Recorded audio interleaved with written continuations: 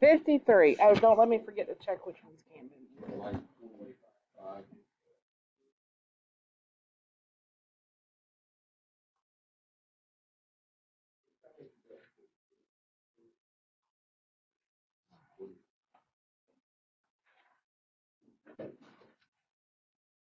Camden said 39, 45, 47, 50, 56, and number 1. Are those all ones y'all have too? Basically. And 53. 46. Yay! Day, y'all. Is that all the ones y'all had?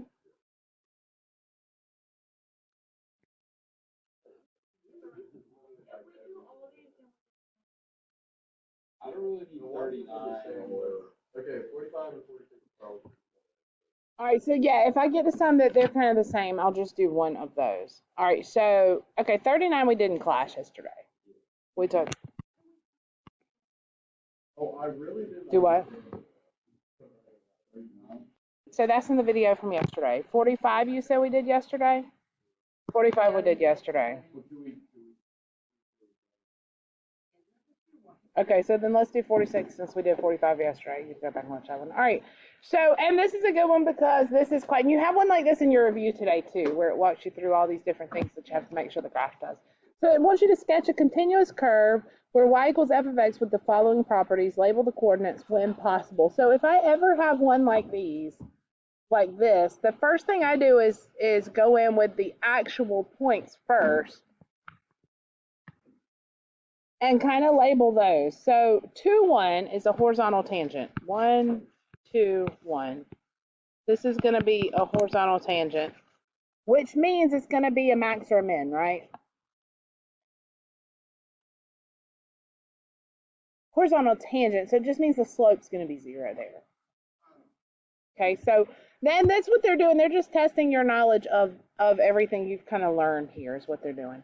4, 4, 1, 2, 3, 4, up, 1, 2, 3, 4. What does it say this one is? 4, 4 is an inflection point.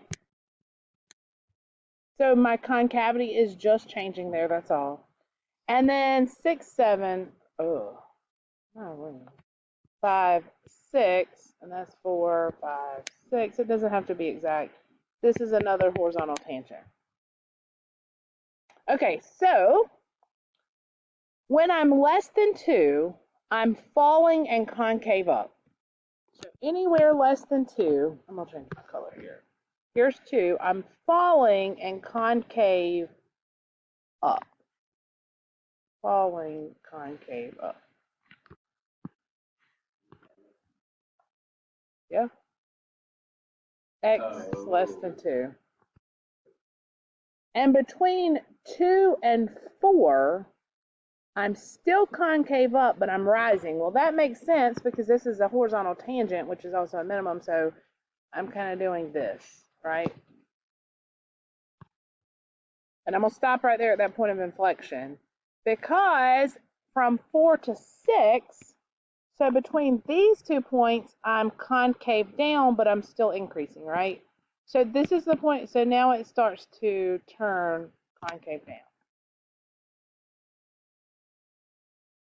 That's the horizontal tangent, which makes sense because that's a max or min, because past 6, I am going down, but I am concave down.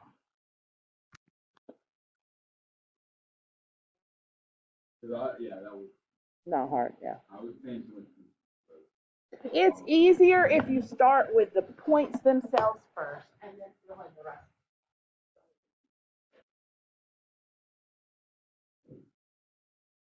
All right, what's the next one? Let's see.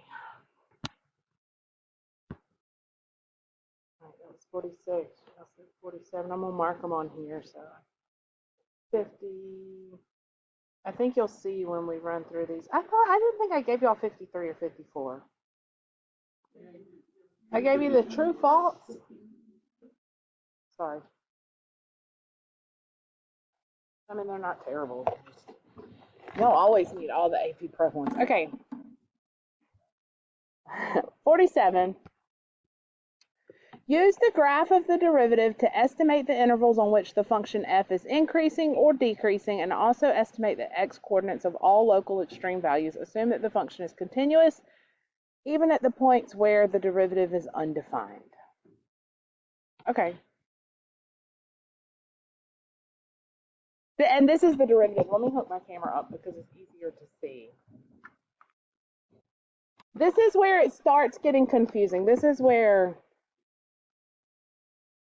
you're looking, you have to remember what it is you're looking at and what it tells you. So this is the derivative graph, yes? Which means that's a graph of the slope.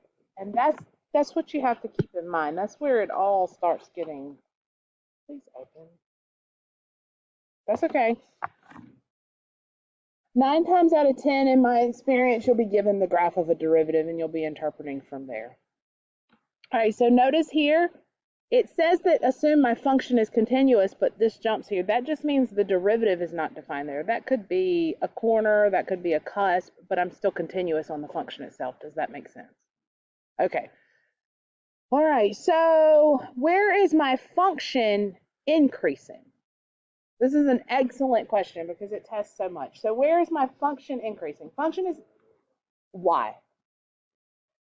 It's above. Remember, when the derivative is positive, the function is increasing. So from 0 to 1, the function is increasing.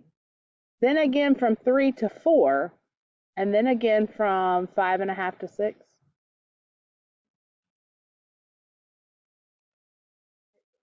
Okay, so understand, yes, the slope is, okay, so the slope is like 1 here, right? The slope is decreasing. So my function is still increasing, but it's not increasing as fast, if that makes sense. And then same here. Remember when we were sketching those graphs of derivatives and stuff? It all gets kind of confusing. You just have to remember what you're looking at. So the slope is decreasing, but my function is still increasing, if that makes sense. All right, so where is my function decreasing then? From 1 to 3 and 4 to 5.5, right? Everywhere that the derivative is negative. Does that make sense? Okay.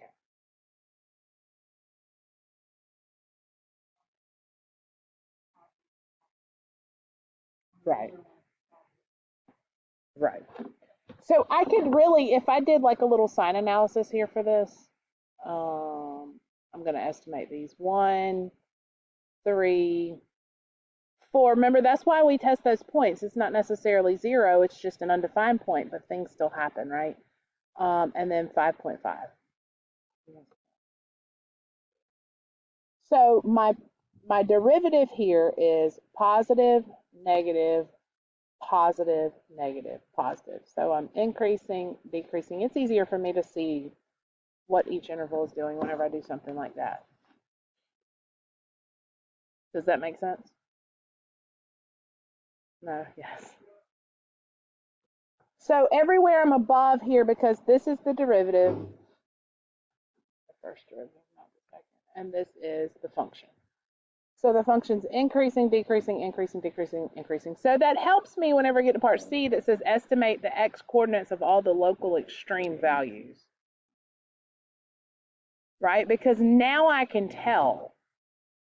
I can tell that I have a maximum at 1, a minimum at 3, a maximum at 4, and a minimum at 5.5.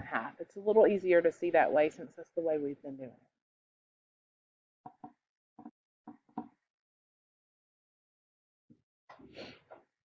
That make sense?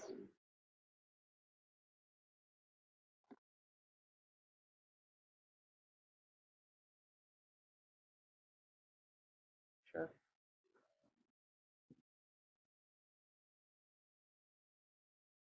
All right. Y'all good on that one before I move on? Speak now, forever hold your peace. What's wrong? Sure. So yes, if I was looking for extreme values, if I was looking for absolute, this one asked me for the relative. And since here, I mean, that's a good point because I would have to think about those endpoints. I don't have the original function, so I can't find their actual value there. So I can't really know what they are, if that makes sense, because I'm working from the graph of the derivative and not the function itself. Makes it a little bit harder to find it. Yeah.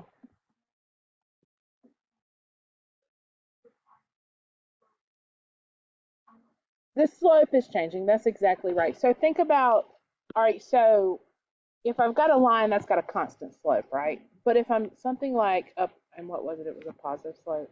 So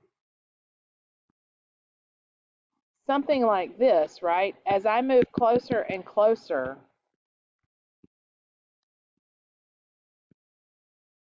up here to the vertex, what's happening?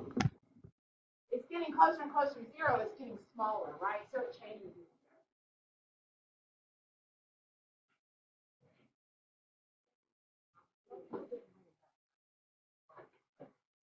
All right.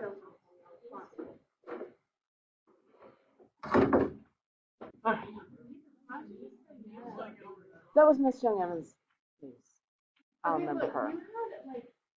I know. I know. But okay. 50. I love doing those kind of problems, those analysis type problems like that. I know y'all don't. Oh, I had it circled for some reason. Somebody said it. Did you have to do 49?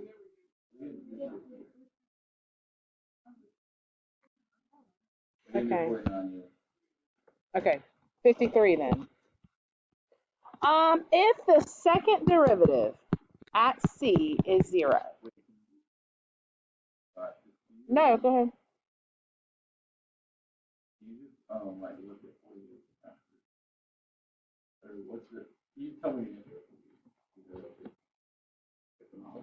It's increasing from 0 to 3, so it's always increasing. Oh wait, because it's always positive.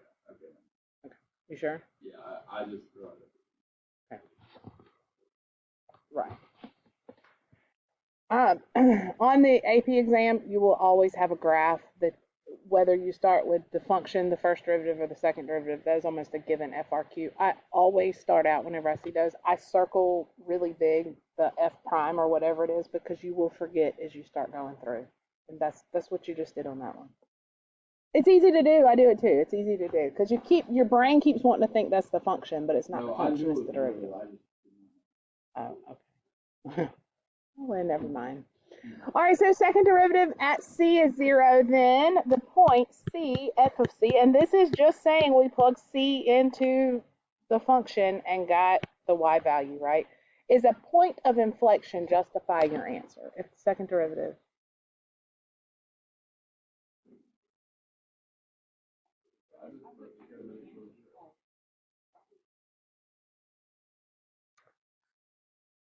What happens if this is C and my second derivative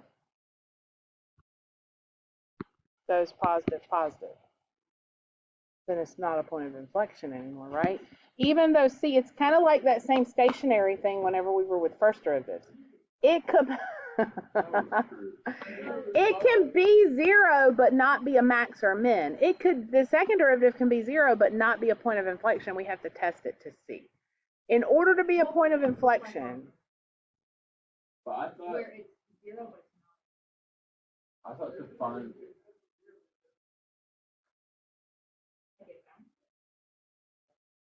Okay, you're thinking the wrong kind of 0 like that. Like you're thinking, are you talking about what would the graph of the second derivative look like? Yes, it would be like a bounce.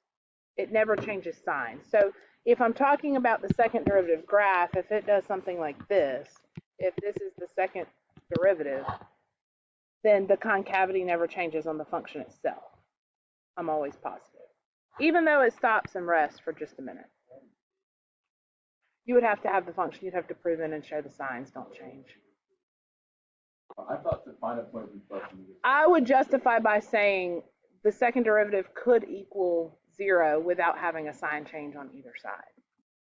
Well, I thought when you said it could equal 0, it's a possible point of inflection. Kind of like whenever you set the first derivative equal to 0 if the concavity changes, if the sign changes in between. If I found out that this was C and I looked at the second derivative and it went from positive to negative, well then C is a point of inflection. But if the sign doesn't change, it's not a point of inflection. No, it's not. You're talking about the PRZs? Yeah, they're like possible, but they're not real. Yeah, no, this is not the same thing. This is just like we.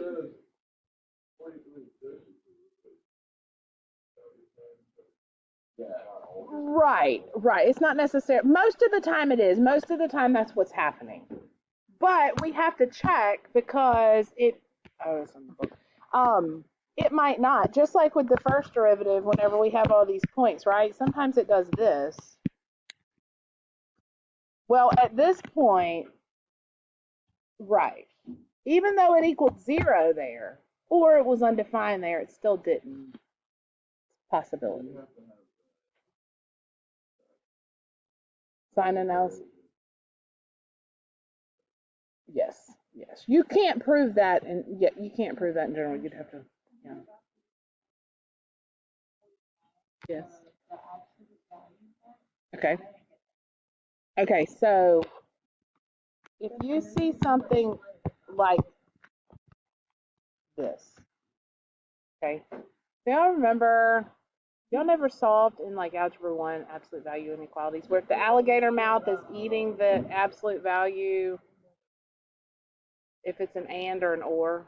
I don't remember how to split. I don't even. We always learned great or, like greater. So if it's a greater than sign, it's an or. So that means x could be greater than 2 or x could be less than -2. Okay, so think about it. What could you plug in? If you plugged in -5, is that still bigger than 2? Yeah. So on a number line, -2 and 2, you get it? Okay. You still don't understand 45. Okay, let's do it. Y'all keep asking about 45. Okay. Even though we did it yesterday, right? I swear we did. Okay. Okay, f of net. Remember, start with your points. I've got a whole list of points right there, so I'm going to do those. F of -2 equals 8. 1, 2, 1, 2, 3, 4, 5, 6, 7, 8. F of 0 is 4. 1, 2, 3, 4. I got to do them. I can't just do part of it. Okay. Now it says the derivative at 2 equals the derivative at -2, which equals 0.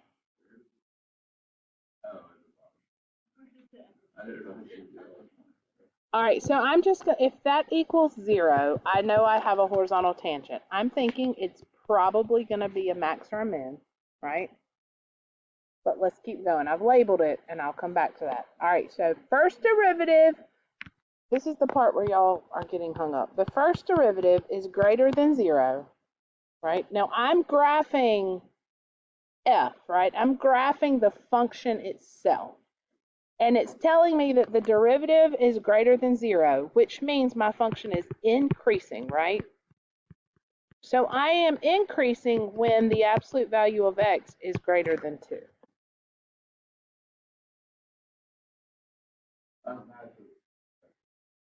Increase, increase. Is that not increasing from left to right?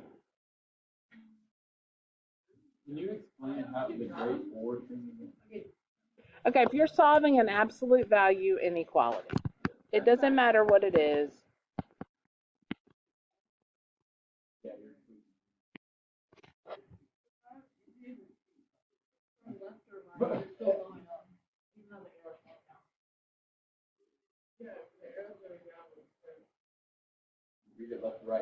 So I'm still going up. Yeah. We know you get it in just a second. It was just you were okay. If I have an absolute value inequality, right? I can set this now. In pre-cal, we made it a little bit harder in that we set up our intervals and we tested the intervals to see positive, negative, what was happening. But back in Algebra 1, or even pre-algebra, I feel like you should have done absolute value inequality. If you didn't, okay. When I used to tutor kids in that, I used to teach them, actually, it wasn't tutor kids. When I was at Whitmore, believe it or not, we did great or. And then if it's less than, you have to set up an and because we did less than to help you remember it. How would you do less than? Okay, so great or, so this is a greater than sign, right? So x plus 2 is you write it as is, then you do an or sign, flip both signs.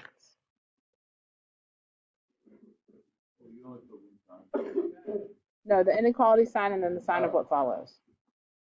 If it's less than, though, you take the opposite sign, and remember what and looks like. It sandwiches between two. So it sandwiches between the positive and negative values there.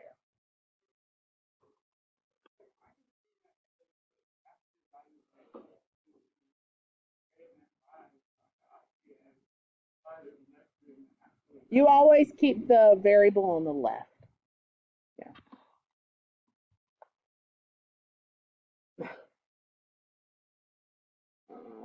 It's goofy. It's just 8:30. We are on it today. That was on me. All right.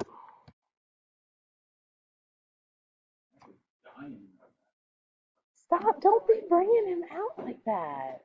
What's he doing? On the video too. Maybe he's got a cough. With my friend, I can make fun. That's not the way it works. All right, so I'm increasing when the absolute value. So that's why it's the endpoints, right? Because it's great or, so it's when x is greater than 2 or x is less than negative 2. Y'all okay there? If you plug in the numbers, it makes sense. All right, next part. The derivative is less than 0. What does that mean? My function's doing what? Decreasing.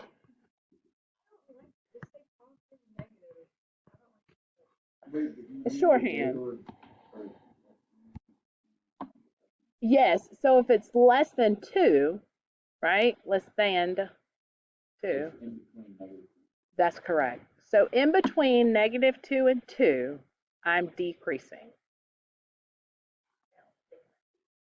Okay, so I'm thinking it's doing something like this, but let's keep looking and see. Let's keep making sure everything's matched here. Right. Yes. If that's better for you, yes. Greater than looks like chicken wings on the outside, and I don't know. I've taught it that way too. When you graph it, it does this. It's like, okay. Huh? A webcam? I would probably never have a job again. Y'all are really, really, really giving me a hard time now.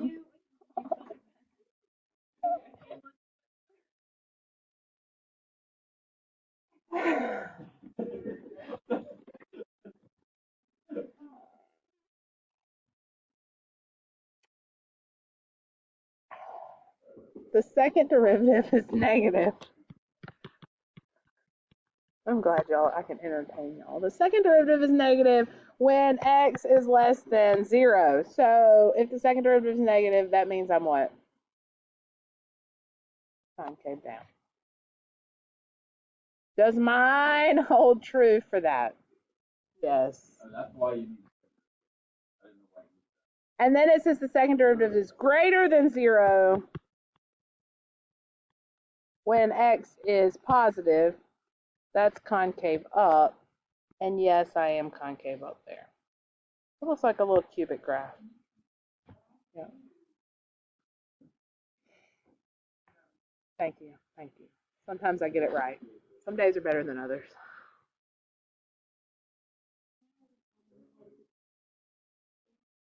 Did I ever show y'all the year that Sarah Hendricks made a PowerPoint of me? Because every day, this was before I used to write the homework on the board. And every day, I'd write the homework on the board and they'd take a picture. And I'd still be up here teaching, because I'm always in a hurry. And then I'd write the homework on the board and I'd point to it. She'd go take a picture and I'd go, just being silly. And at the end of the year, she put this compilation together. I have it somewhere. Yeah, I'll have to show you. And so it's like this time lapse of me consistently all the time going for the homework. Joyce?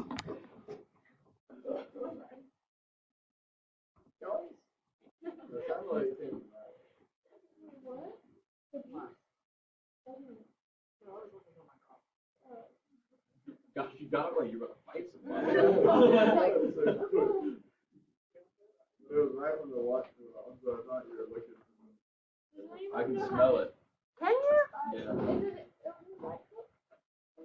Oh, I couldn't see the white cup because the other cup was watching. Anybody that had a watch. Like, are y'all trying to play a joke on me? Did you take my coffee? Dude, I had to do that to 3 people's watches. If I remember how. What are we at? 56? 56.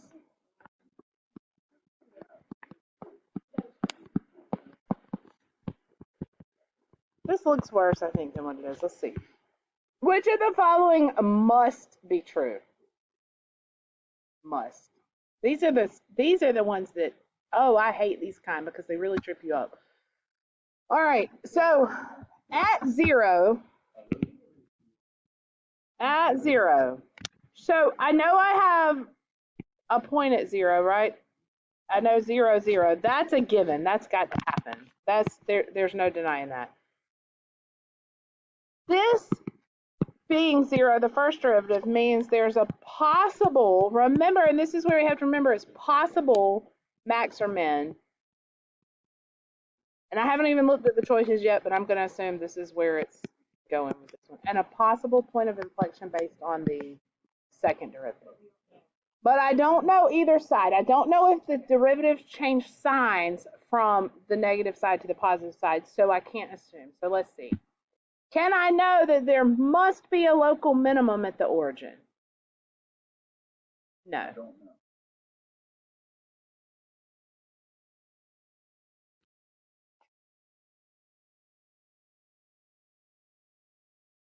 Possible max or min, right? Because I could have, the derivative could go to 0.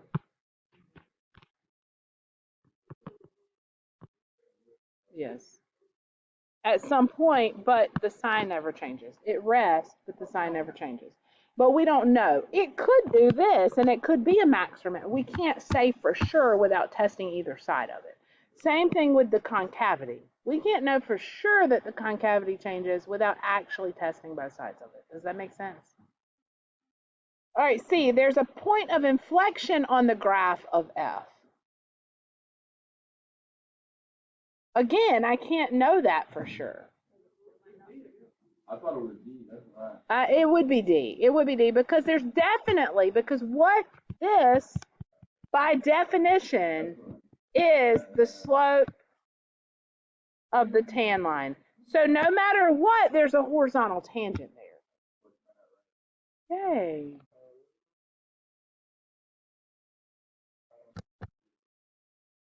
Hey, you need me to work it out, don't you? Yes. Because, well, and these are good to work out because these are, when we start getting into our practice for the real practice for multiple choice and FRQ and stuff, these are so typical where they throw this rando variable in there. Yeah. And you have to start using it. All right, so let's go through.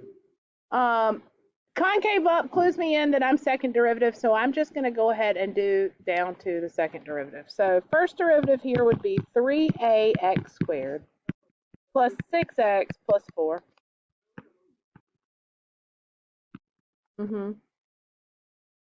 6ax plus 6 And it tells me that A has got to be less than 0. Where am I concave up? Well, if I set this equal to 0, 6ax plus 6, I can divide everybody by 6, right?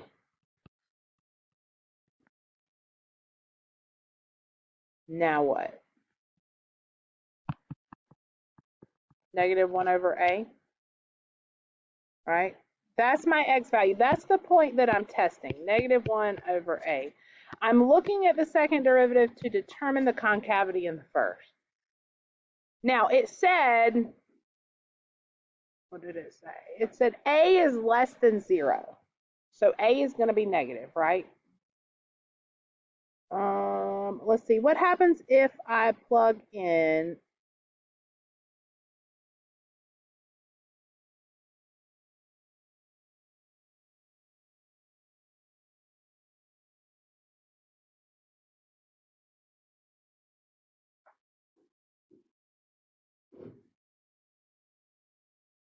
Why did you write that X as I didn't do some statistical content up. I just didn't know it. what? Say that again, Sophia. I didn't do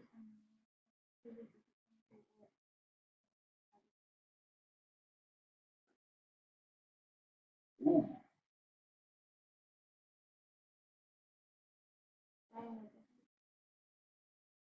I would look at this one.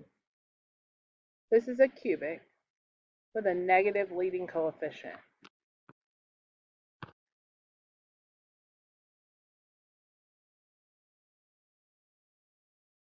Well, so the problem is you don't know where this is happening, right? I don't know where this is. I don't know what value of a. It says a is negative, but what if a is negative 100? Did you plug in negative 101? You see what I'm saying? Like, I don't. It has to be less than. Well, what I'm saying.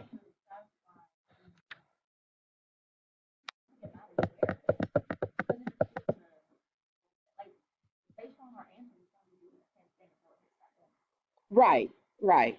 So plug it right, right. I see what you're saying. I would look at it as what I know from cubics. This is just how, and I'm just walking you through my thought process too on this.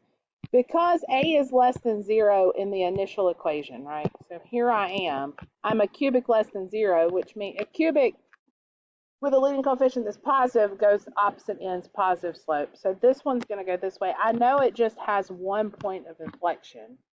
So this has got to be my negative 1 over a, which means I'm concave up here. I mean concave down here. Does that know what they got?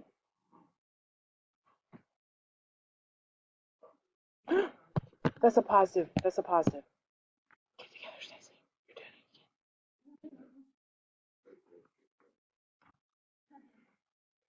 again. This is negative leading coefficient on an odd degree, not this. So I am concave up. And there's my point of inflection. Yes, those are quite confusing.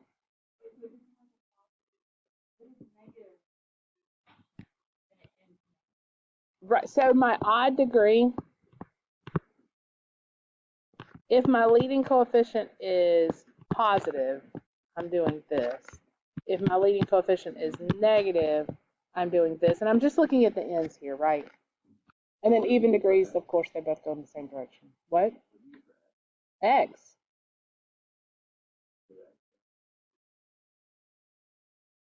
Oh, yeah. That's all you had to do. Well, but you had to determine where it was concave up. So part A is saying it's, choice A says it's concave up here. Choice B says it's concave, they don't even have the negative on here. B and D you can eliminate because they don't even have the negative on there. So you're down to A and C. So even if you couldn't get it figured out, you're 50-50 shot on A to C. Oh, I thought that was No, has to be A. All right.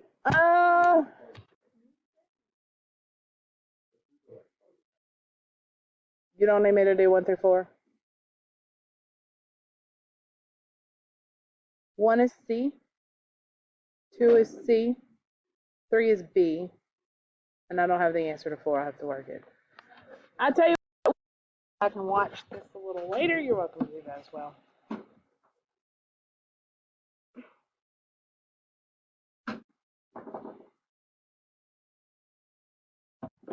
All right. So it's all unit 4. Yeah. I thought you meant from like unit 1. Oh no, section 1. Section 1, section 2, and section 3. Yeah, no, don't be scared. It's literally 7 months. In fact, I didn't even do a review day for it last year. Like, we just finished 4-3 and went straight into the quiz. It was just like a little pop quiz, like a little homework quiz kind of thing, but it's multiple choice. It's just to kind of stop and bring everything together from this unit so far. I'll look and see. I don't, but I can make them if I don't.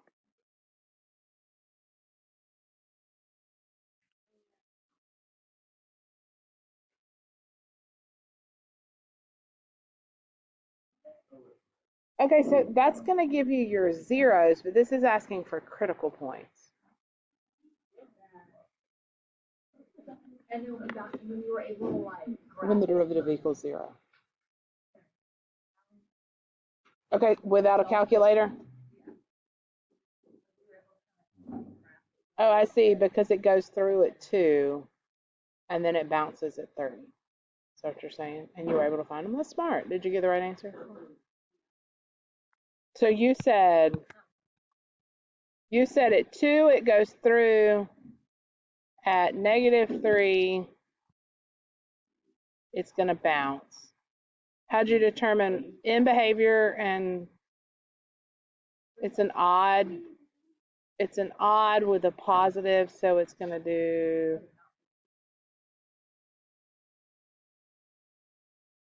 something like that. Maybe 1, 2. No, that's only 2.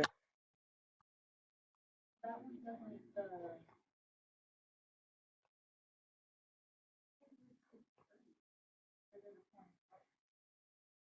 How'd you know there's a point?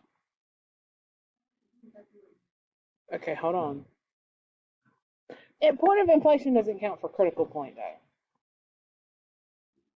Critical point, you're just looking for first derivative. Let me show you. I would do product on this one, as much as I don't like doing those. Through the first. No chain needed, times the second, plus the first, times derivative of the second.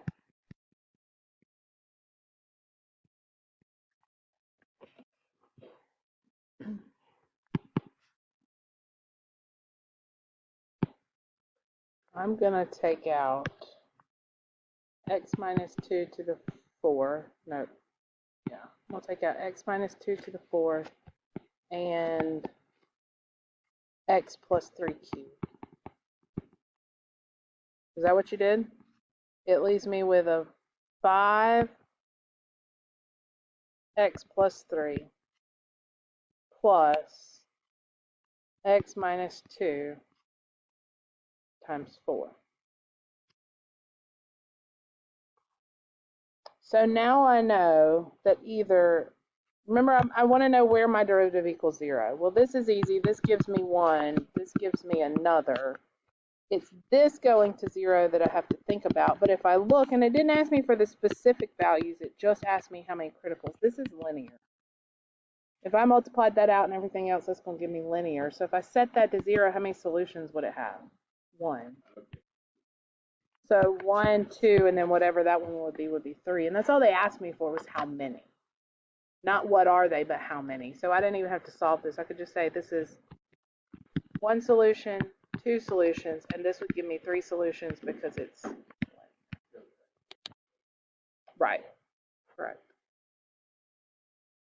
So that's how I would reason through that one.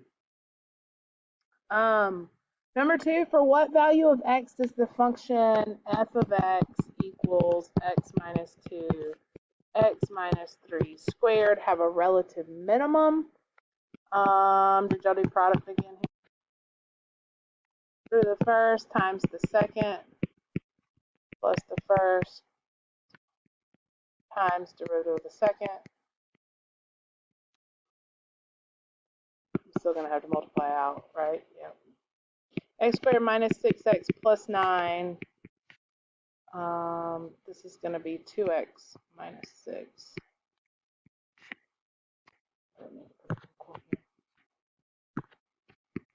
Plus 2x squared minus 6x minus 4x plus 6. 3x squared minus 12, 16. Am I going too fast?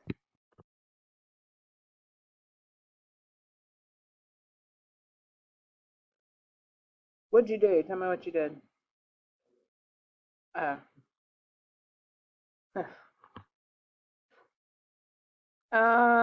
So all I did was multiply out on that derivative. Does that factor, does anything multiply to 45 but add to 16? 5 and 9?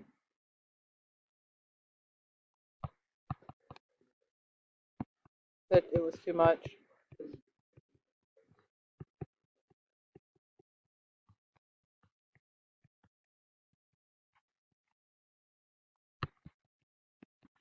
It is a lot. This is very involved.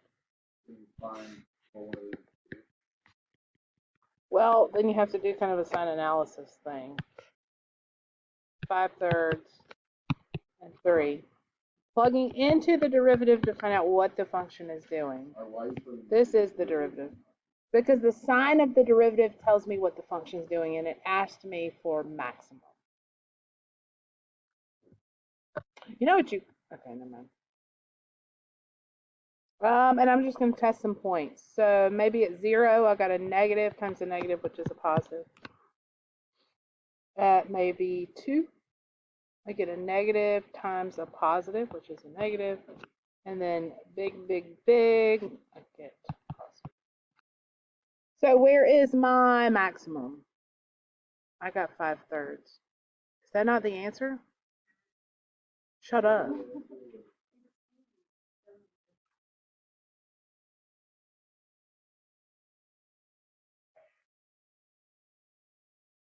Is that what y'all got? Yeah, but I did the way I did. Doing what? And then you kind of guess. How in the world did I get it to where it would factor in everything and I'm still over 3? Oh, it doesn't. Well, what multiplies to that? 45.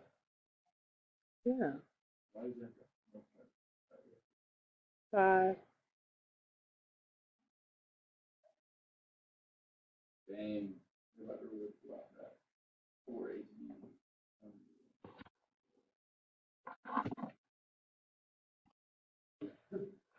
All right, so look, the unusual function. The function f is drawn above. It would be difficult to describe algebraically. Nevertheless, it has interesting geometric features for which calculus provides descriptions using the textbook definitions and some freedoms of artistic judgment. Name the values for x for the following. So this is the function I'm looking at and not the derivative, right? So zeros, that's an algebra 2 concept, right? And it doesn't have to cross through. It could bounce. Like at k, it's bouncing, right? See it bouncing at k? Points of discontinuity. Huh? You don't know what?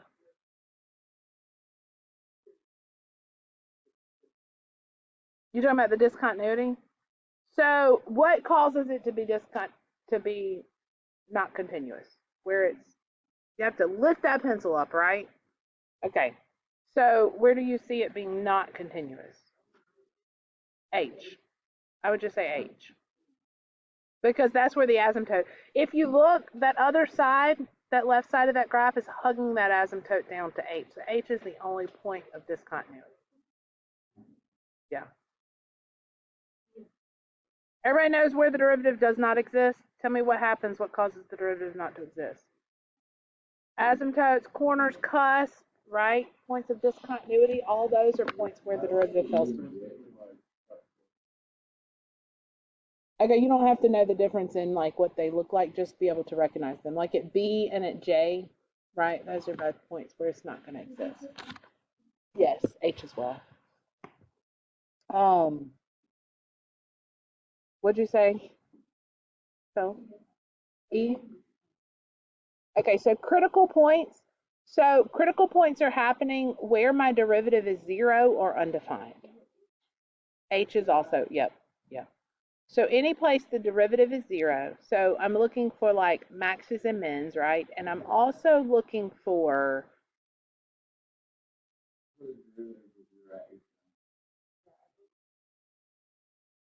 derivative is undefined at H. Right. Wait, when, are you doing E right now? E. Oh.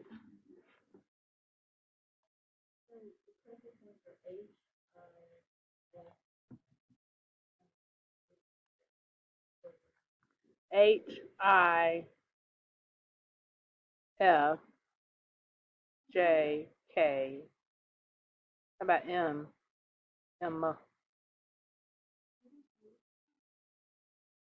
Okay, so let's see. So I'm looking for places, if you think about your sign analysis, right?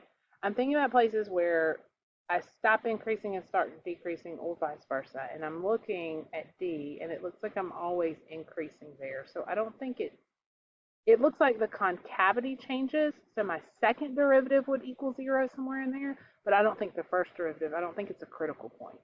And let me hook up my camera so you can kind of see this. Does the I count as a point or doesn't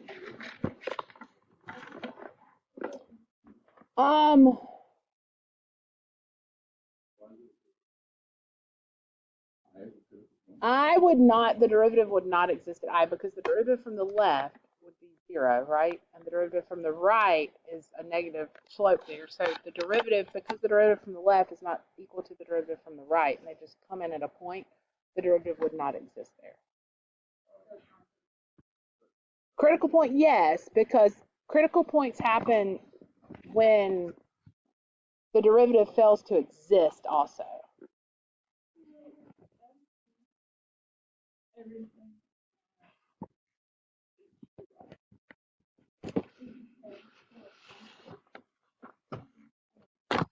Again?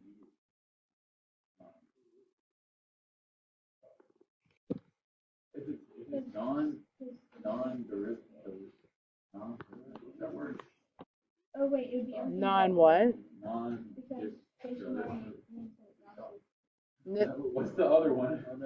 I don't know what you're trying to say. Differentiable. Non-differentiable. It is a critical point. Yes, yes. Okay, because remember whenever we were doing that sign analysis and we had to check everywhere the derivative was 0, but we also had to check where the derivative was undefined.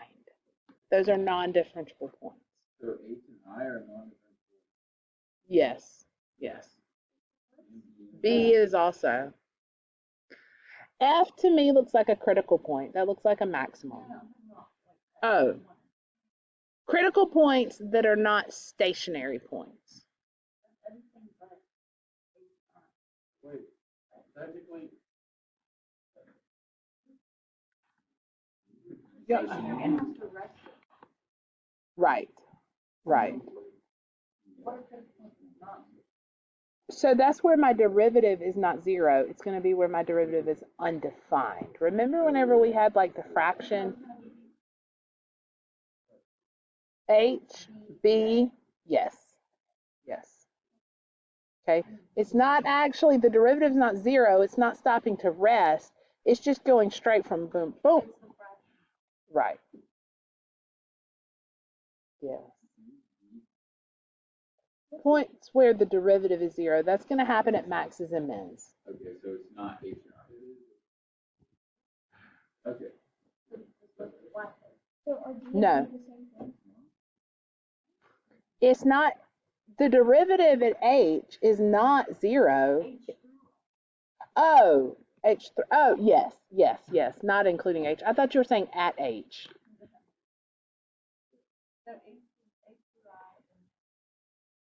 Right. So this whole interval here, the derivative is 0.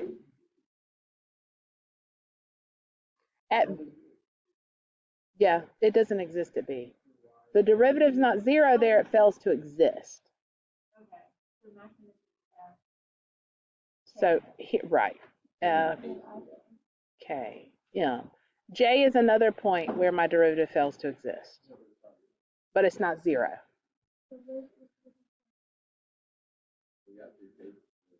Okay, so critical points happen. Okay, I find it easier to think about when my derivative is a fraction, right?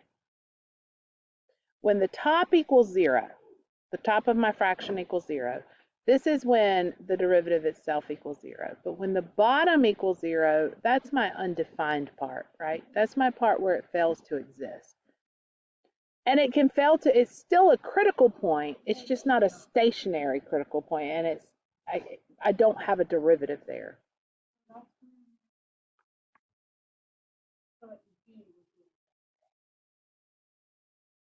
Yes, yes. Here does not exist. That's right. It's not differentiable. Yes, where it equals 0. I can get them. Also for L, for 1L. Yeah. Yes? What, tomorrow? You make it next That's not going to do you any good for the quiz tomorrow. we have to do all Yeah.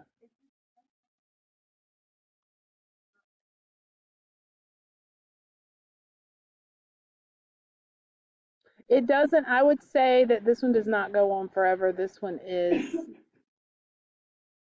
closed, and it's closed. To the left of A, even though we know it's not anything before A, it's still developed. Well, they don't have an arrow. I would say, however you interpreted that on that part. Are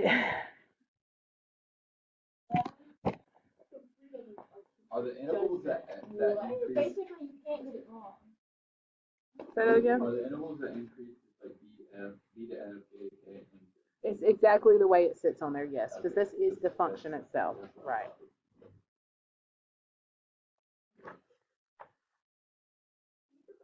Skip over the back side of that first page. Mark that out because I'm not going to even spend time on roles right now. I'll come back. Roles is just simply an extension of MVT, but y'all are freaking out on me a little bit. Just a little bit. The first one is the longest. It's going to take the longest amount of time, but it's just because you're sitting there analyzing that graph there. Number 2 is all about, on 4.2, is all about the mean value theorem, okay? Yes. Given the function over the interval a to b, are the conditions of mean value theorem met, y or y? What are the conditions? Continuous, right? And differentiable, that's exactly right. That's it, that's it. That's it, continuous and differentiable, right? So here, am I continuous and differentiable between those two? Yes. So yes, it is. Draw the parallel tangent lines and secant lines implied by. So if I connect A and B, that's my secant. So by mean value theorem, there's at least one other place on my graph where the tan line has that same slope. Where? 0. Where is the slope 0 on here? Maxes and mins. Here's one tan line. Here's another. I see 2 places that happens. Those are the secant lines implied by. You don't have to write anything on there. It's literally, you draw them if they're there. If they're not, you say why. This one's not. Why? So, and you don't even have to know what that is. You don't have to say that. You just have to say it's not differentiable on AB. It has to be differentiable and continuous. Yes, and you connect them and find a place where you think it looks like that. How would you?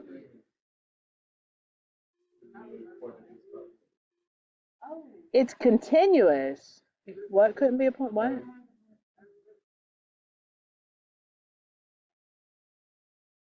Which one what are y'all talking about now? Oh, C. Oh, yes, it does have a vertical tangent. Look at y'all go. See? Okay, quit trying to jump ahead and go on real quick. Let's look at number 3. A does. Mean value theorem would work for A.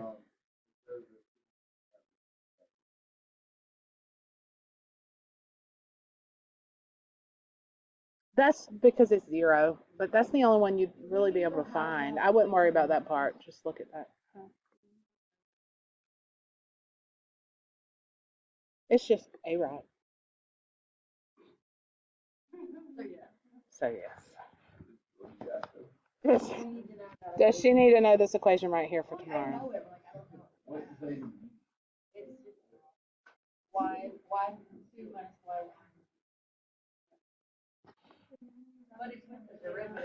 It's with the derivative. It's saying the derivative equals I rock equals A rock. So if this were a problem, you find the derivative, set it equal to 0. Why are you setting it equal to 0? Find the derivative, and then what points would you use for A and B? Or would they Those are given to you. Those are A and B are the endpoints, right? find the derivative, plug A and B? And know that somewhere the slope is that.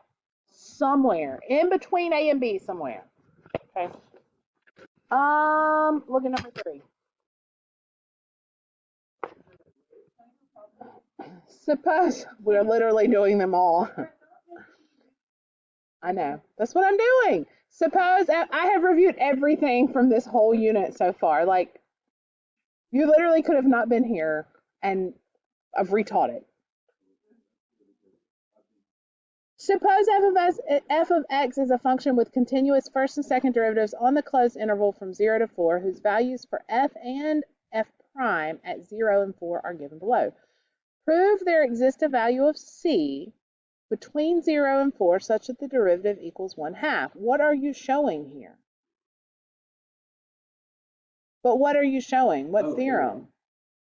Yes, but this is just the mean value theorem, right? It's continuous. The first and second derivatives are there, so it's differentiable. So prove.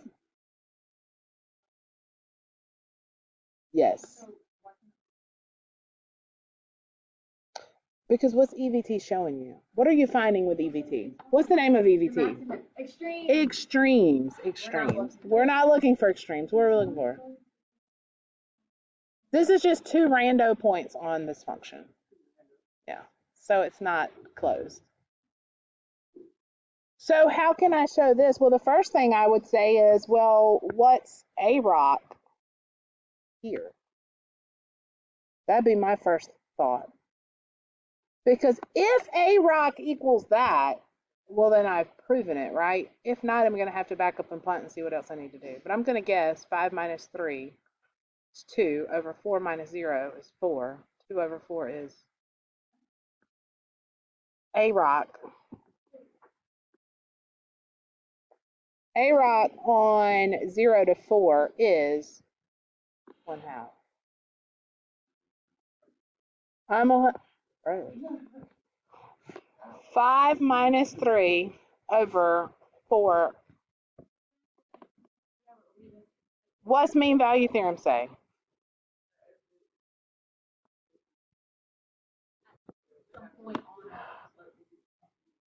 Prove there exists a value. It doesn't say where. Prove that somewhere between 0 and 4. Well, if the slope of the endpoints of 0 and 4 is 1/2, then somewhere in between it has to be a half.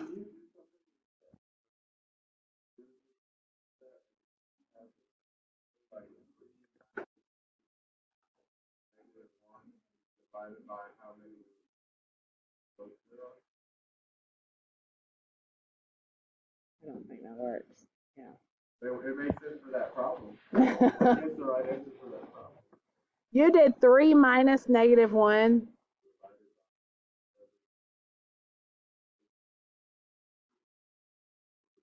Two derivative. What do you mean? However many derivatives? Oh, wait. Yeah.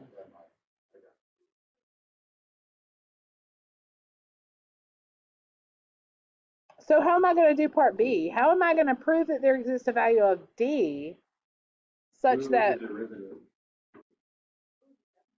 the second derivative? Do it the derivative. That's what I would do. I would do A rock like between these two. So 0, 3, and 4, -1. If you go from, it's the same kind of concept because these are points. All right, these are points on the derivative graph. Do you agree? So I've got f of x.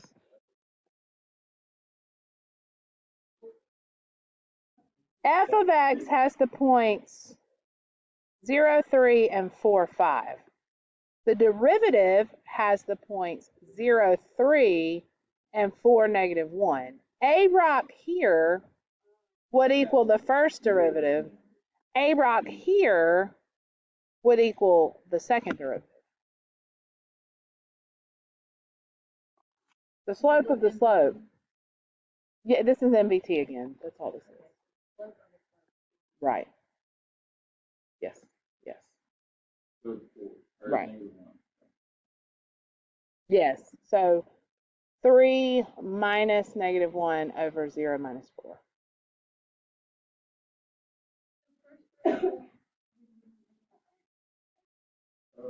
Somewhere on that, it has to be. That's right. That's right. Yeah. First one. So Right. we're just making it, proving that a slope can equal a slope. Right. Yes.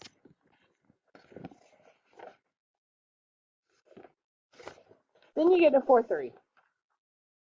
And this is what we just did. And we're sketching again. I've already done several of those. Y'all don't need me to do that again, right? Bruh, for real?